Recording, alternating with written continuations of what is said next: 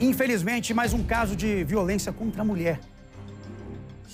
Uma vítima aí ficou gravemente ferida após ser agredida pelo companheiro lá no Recanto das Emas. O suspeito, felizmente, foi preso pela polícia.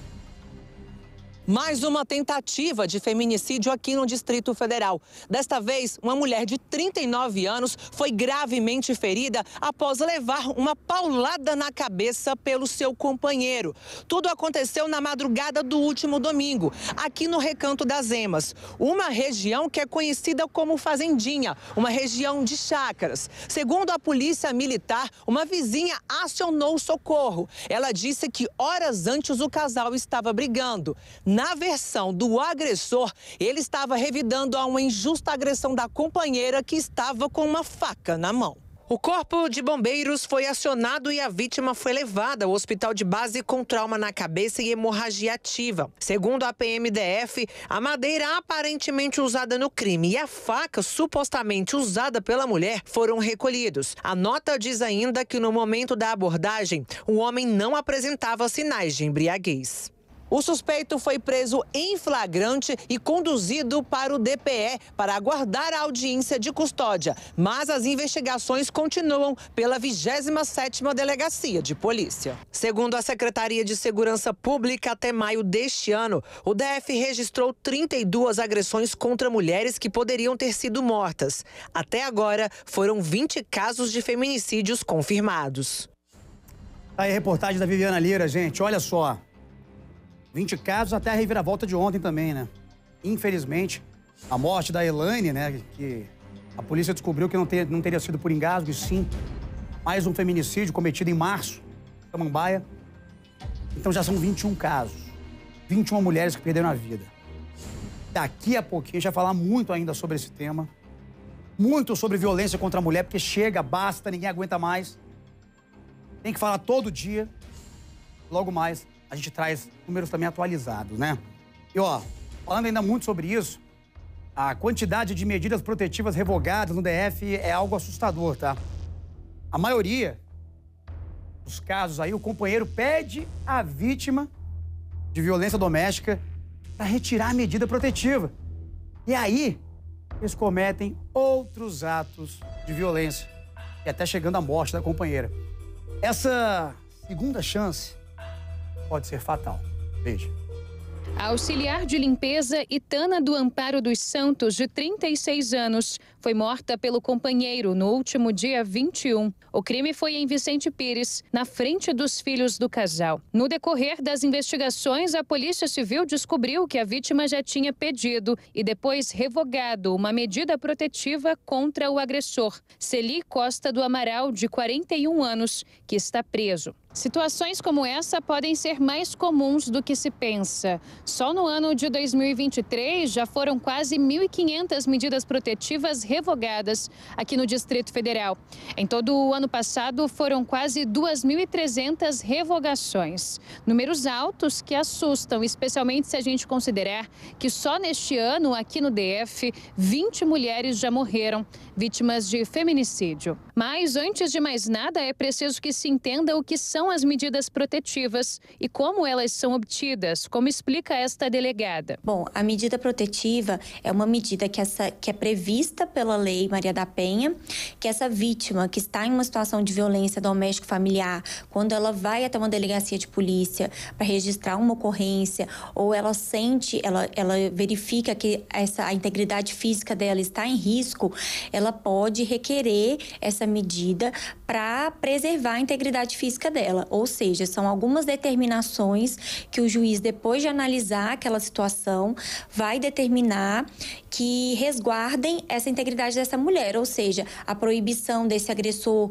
de se aproximar fisicamente dela, de entrar em contato por algum outro meio, seja internet, telefone, ou alguma outra medida que pode ser determinada a depender do caso. Depois que o formulário de risco é preenchido na delegacia e a vítima expressa o desejo de conseguir essa proteção a mais, o delegado tem 48 horas para encaminhar o pedido ao juiz, que tem mais 48 horas para decidir se concede ou não a medida. Depois de concedida, ela passa a valer por tempo indeterminado. A gente tem uma alteração de lei de 2023 que estabelece que as medidas protetivas serão analisadas de acordo com uma cognição sumária. O que significa isso?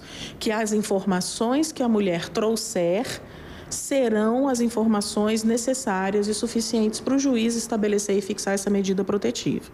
E aí, então, tem esse prazo que a própria Lei Maria da Penha prevê para que seja dada essa resposta à mulher. Também é possível que o agressor seja monitorado por meio de uma tornozeleira eletrônica que indique sua aproximação antes que algo aconteça. Não são todos os casos em que o agressor ele usa uma tornozeleira eletrônica, né? Isso vai depender da determinação judicial, mas para que a gente tenha consciência, que a gente tenha ciência e possa agir numa situação de descumprimento, a gente precisa que essa vítima nos traga essa informação. E em um cenário em que a mulher já está fragilizada, muita gente pode se perguntar, afinal, o que leva vítimas de violência doméstica a optarem pela retirada dessas medidas? O problema é que normalmente a gente vê essas mulheres dentro de um contexto de uma dependência não só emocional, mas uma dependência financeira, econômica, uma dependência geral.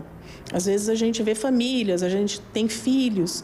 Então essas mulheres acabam se vendo numa situação em que estão protegidas por uma medida protetiva, mas acabam tendo uma série de problemas. Por exemplo, da própria manutenção, da própria mantença delas e dos filhos. Como é que essas mulheres vão se manter financeiramente? Às vezes elas acabam não tendo mais nenhum tipo de ajuda. E é muito comum que essas mulheres sequer tenham conhecimento que uma das medidas protetivas que a lei prevê seja exatamente a de se estabelecer alimentos provisórios, né? A gente também tem medidas protetivas que são chamadas medidas protetivas patrimoniais. Por exemplo, que um patrimônio conjunto ou adquirido na constância daquela união não possa acabar sendo perdida ou desfeita por aquela pessoa que comete a violência. Às vezes, também é por outros motivos, claro que não só os financeiros, econômicos. Às vezes, realmente, são mulheres que estão em um ciclo de violência. A gente tem sempre que entender que são mulheres que estão numa situação de vulnerabilidade. A legislação fala da mulher vítima de violência sendo ela uma pessoa mais vulnerável dentro daquele contexto de violência.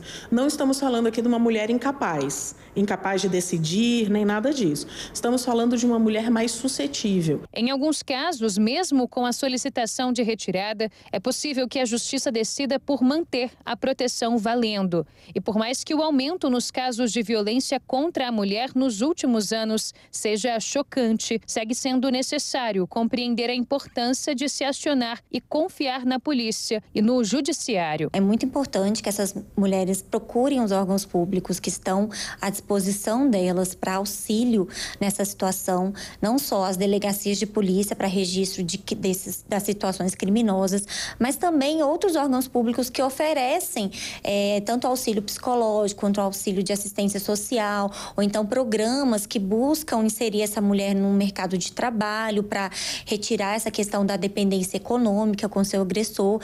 Então, assim, a violência doméstica, por ela ser uma questão, um problema de múltiplos fatores, existe toda uma rede de proteção estatal que está aí à disposição dessa mulher. Para isso e para que ciclos de violência não se perpetuem, conhecimento e informação fazem toda a diferença. Política pública não é só para prever medidas de punição, mas também são medidas para dar a essas mulheres, primeiro, conhecimento dos seus direitos.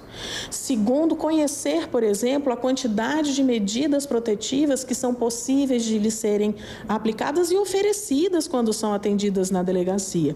E terceiro, entender que as medidas protetivas, elas devem existir de uma forma ampla. Por exemplo, com fornecimento de meios para essas mulheres se capacitarem. Olha, é um assunto muito sério a ser debatido, até porque as mulheres, elas precisam confiar na lei. E elas devem confiar na lei, podem confiar na lei. Tem que ter essa história de também, me perdoa, pede desculpa, vai lá e tira a denúncia, gente. Foi o que a gente colocou aí, ó. A segunda chance para agressores pode acabar com a morte da vítima. Mas falando ainda desse assunto, quero trazer informação ao vivo, que agora é lei. Agora é lei. Mulheres vítimas aí de violência doméstica e também seus filhos passam a ter direito ao sigilo de suas informações, tá? A decisão permite mais segurança durante o processo para conseguir a medida protetiva e tem validade, tá? Nos órgãos do governo. Sobre isso, eu quero conversar agora com o meu querido amigo Yuri Ascar, que tem mais novidades, né, Yuri? A lei foi sancionada pela governadora em exercício, Celina Leão, já está em vigor? Conta pra gente, seja muito bem-vindo. Já está em vigor. Muito boa tarde para você, Cadengue, boa tarde a todos que acompanham o Balanço Geral. A ideia dessa lei aprovada pela Câmara Legislativa, sancionada agora, é exatamente preservar os dados, não apenas das mulheres vítimas de violência, mas também dos seus dependentes, para que agressores ou terceiros não tenham acesso a esses dados em todas as áreas do GDF, como, por exemplo, no cadastro do bilhete único junto à Secretaria de Transporte, na Secretaria de Educação também, o cadastro com as informações pessoais, endereço, telefone, o nome dos filhos. Então, tudo isso vai ficar sob sigilo, de acordo com a lei, a partir do momento em que a mãe, informar a Secretaria de Segurança Pública ou a Justiça, denunciar esse caso de violência. E essa não foi a única medida anunciada pela governadora em exercício, Celina Leão, que hoje fez há pouco uma cerimônia aqui no Palácio do Buriti, onde sancionou também aquele decreto. Ela assinou o decreto que permite que nos jogos da seleção brasileira feminina de futebol na Copa do Mundo, os servidores públicos possam chegar 2 horas depois do fim dos jogos, que vão ser pela manhã. Então o decreto já está assinado e já está em vigor, assim como a criação também da Rede Distrital de Proteção aos Órfãos de Feminicídio. De 2015 até o final do ano passado, de acordo com a Secretaria de Segurança Pública, já eram 297 crianças e adolescentes que perderam a mãe vítima de feminicídio. E com os feminicídios, infelizmente, que aconteceram este ano, esse número já ultrapassa 300. Então, a partir de agora, o que essa rede vai criar? Um trabalho integrado, não só entre o GDF, mas também Justiça, Ministério Público, Secretaria de Educação, a delegacia também especializada na defesa da criança e do adolescente, exatamente para um cuidado maior, uma atenção especial a essas crianças e adolescentes que perderam a mãe vítimas dessa violência. E, inclusive, está prevista também uma bolsa, um pagamento de cerca de R$ 1.300, como benefício para os órfãos de feminicídio. Mas a governadora em exercício, Celina Leão, explicou agora há pouco que essa proposta para a bolsa entrar em vigor ainda vai ser necessário passar um projeto na Câmara Legislativa. Vamos ouvir um trecho do que disse a governadora em exercício. Que sobre a Bolsa dos Órfãos do Feminicídio, nós estávamos tramitando o projeto e a nossa consultoria jurídica disse que precisávamos de lei específica para que essa bolsa fosse concedida. Então, nós estamos encaminhando esta semana ainda para a Câmara Distrital, por determinação do nosso governador Ibanez, a lei dos órfãos do feminicídio, para que a gente tenha todo um arcabouço legal para a sustentação dessa lei, que não venha a ser questionada juridicamente. Então, nós estamos encaminhando essa legislação ainda essa semana. Eu sei que todos os esforços do governo do Distrito Federal, da sociedade civil organizada, de todos os outros poderes que participam conosco desse grupo de trabalho, ele não pode parar. Todos os dias, o combate ao feminicídio é uma pauta que está presente em todas as nossas secretarias, principalmente no tema da prevenção. Tá aí, Lembrando que, inclusive, infelizmente, registramos aí 21 casos já de feminicídio, com o que foi ontem descoberto pela polícia. Já são 21 pessoas, mulheres mortas aí, nesse primeiro semestre que se passou de 2023. Yuri Ascar, obrigado pelos detalhes, viu, Yuri? Daqui a pouquinho você volta com muito mais. A gente vai continuar acompanhando e, claro, que bom que medidas vêm sendo tomadas aí para que as mulheres fiquem mais protegidas, tenham mais confiança na justiça e assim possam enfrentar essa situação tão complicada, os crimes de violência doméstica e também casos de agressão partindo dentro de casa, tá bom?